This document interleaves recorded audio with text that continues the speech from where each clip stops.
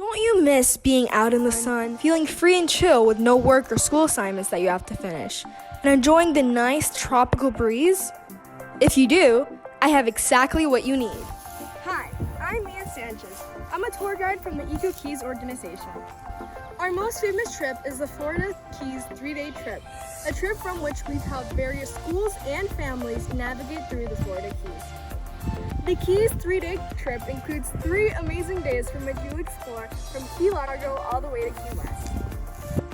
Now, time to get more in depth about what you'd be doing every day. Open up your brochures and follow along. But before I do any of that, I have to give you guys a little packing list or recommendations coming from an expert tour guide like me. When you're done packing, close your bag or suitcase or anything that you have, and you're ready to go. Okay, now let's get back to track. The first day we're starting at Key Largo. Be ready because these 3 days are going to be life-changing. First, you have to get your rented car if you don't have one, which the trip includes, and eat breakfast at one of the finest cafes in Key Largo, the Hideout Restaurant. After getting full, you'll go to our first big destination, John Pennekamp State Park. The John Pennekamp Coral Reef State Park is one of a kind as it offers an amazing glimpse into the underwater world. It is so world known for being the country's first underwater state park. Some activities you could do here include boat tours, camping boats, fishing, hiking, scuba diving, snorkeling, canoeing, and much more. Did you know that it's approximately 70 nautical square miles? It also includes free Wi-Fi.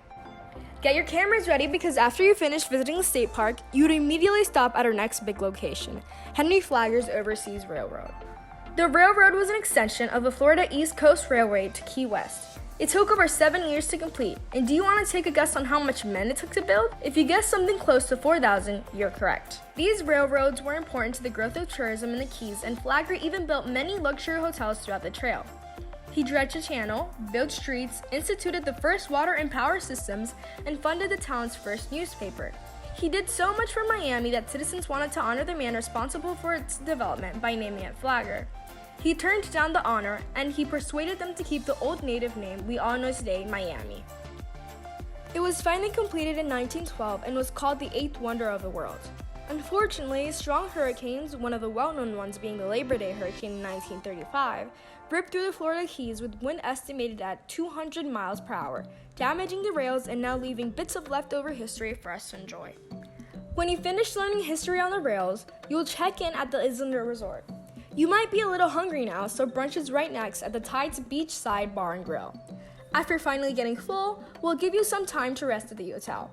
I'd recommend going to the pool or the high-level spa. Now that you're finally chill, it's time for dinner. Dine at Chef Michael's, a luxury restaurant known for its amazing seafood. When dinner ends, we'll have a little stop at the Michelle Nicole Lowell Art Gallery and Store, just in case you want some souvenirs. Finally, we will go back to the hotel and get some well-deserved rest. Are you ready for the next day? Because I certainly am. At 7, you'll get checked out, and right off the bat, you'll eat breakfast at Mangrove Mike's Cafe. It'll take about an hour to get to the marathon, but when we get there, we'd immediately go to the Tranquility Bay Beachfront Hotel and Resort, the hotel in which you'll be staying in for today. Get ready to become a proud turtle rescuer and expert because our next big stop is the Turtle Hospital. If you don't know what's happening to the turtles right now, let me give a short summary. 6 of 7 sea turtle species are threatened with extinction due to human impacts, including fisheries by catch, coastal development, plastic pollution, and the consumption of sea turtles and their eggs. The Turtle Hospital opened its doors in 1986 with 4 main goals. 1. To rehab injured sea turtles and return them to their natural habitat. 2. To educate the public through outreach programs and visit local schools. 3. To conduct and assist with research aiding to sea turtles. And 4. To work towards environmental legislation, making the beaches and waters safer and cleaner for the sea turtles. So far, they have successfully treated and released over 1,500 sea turtles since its founding. They have an educational program that lasts about 90 minutes, which is what we will be doing. Part of it includes a presentation on sea turtles and a behind-the-scenes look at the hospital's facilities and rehabilitation area.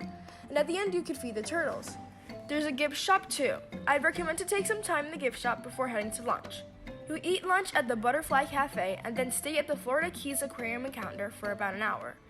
You're in luck because we have free time. You get to do whatever you want and explore the marathon or something you're previously interested in. Free time sadly ends, but you get to go back to the hotel and do one of my favorite things during a vacation, explore a new hotel. When you're done with that, we'll have dinner time. You will dine at the Barracuda restaurant and enjoy some of their specialties. Finally, you'll get to rest and will return to the hotel again. Hold your seahorses, you might forget, but this is the final day, so live it at its best. You'll wake up and check out. It'll take about another hour and a half to get to our next stop, so get ready. We will go to our next big stop at 303 Front Street, the Country Republic, also known as the tip of Key West. The Country Republic was born on April 23, 1982, in response to a United States Border Patrol blockade of the Florida Keys. Since the United States insisted on treating the Keys like a foreign country, Mayor Dennis Wardlow seceded from the Union. They declared war by breaking a stale loaf of Cuban bread over the head of a man dressed in a U.S. Navy uniform. They also make official souvenir passports on their website. After you feel welcome into the Country Republic, we will eat breakfast.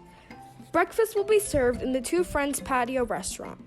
After eating breakfast, we'll go to our last big stop, the Conch Tour Trains. The Conch Tour Train is a famous tour train that features 22 attractions/stops and starts at Mallory Square. It started in Florida in 1958 after founder Bill Kroll was inspired by a tour train in Helena, Montana and his customers. If you want to get an in-depth tour of Key West, the Conch Tour Train has the right seats for you. After finishing the tour, we will go to the Sails to Rails Museum at Flagler Station. Then you will check in at the Hyatt Centric Key West Resort and Spa Classic Beach House Resort.